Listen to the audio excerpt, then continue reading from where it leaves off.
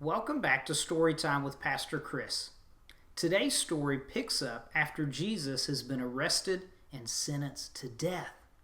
Jesus had done no wrong, had hurt no one, had lied, had not done anything to deserve death. But here he was, sentenced to die.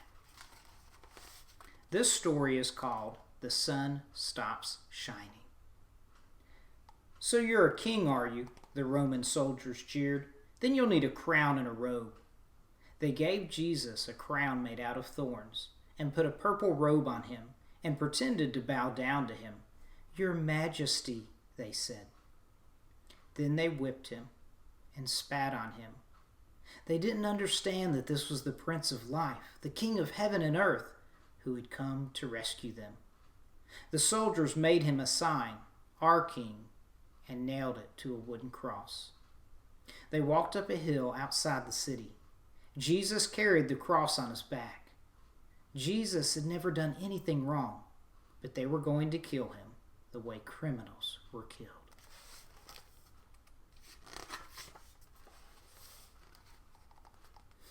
They nailed Jesus to the cross. "Father, forgive them," Jesus gasped. "They don't understand what they're doing."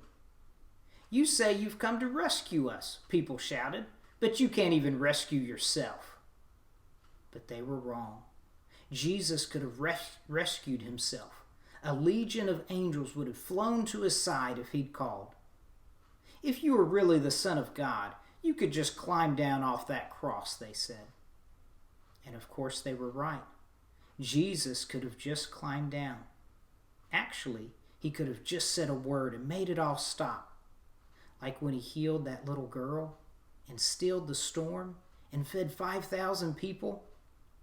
But Jesus stayed. You see, they didn't understand.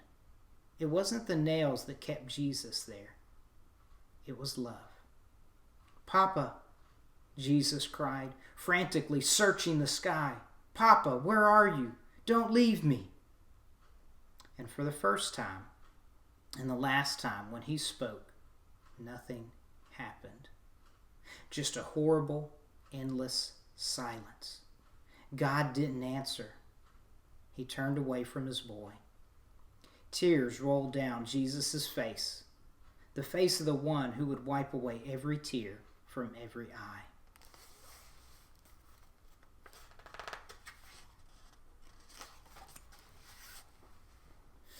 Even though it was midday, a dreadful darkness covered the face of the world. The sun could not shine. The earth trembled and quaked. The great mountain shook. Rocks split in two until it seemed that the whole world would break. The creation itself would tear apart. The full force of the storm of God's fierce anger at sin was coming down on his own Son instead of his people. It was the only way God could destroy sin and not destroy his children whose hearts were filled with sin.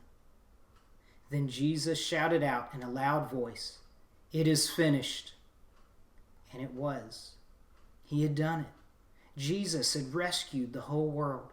"Father," Jesus cried, "I give you my life." And with a great sigh, he let himself die. Strange clouds and shadows filled the sky, purple, orange, black, like a bruise.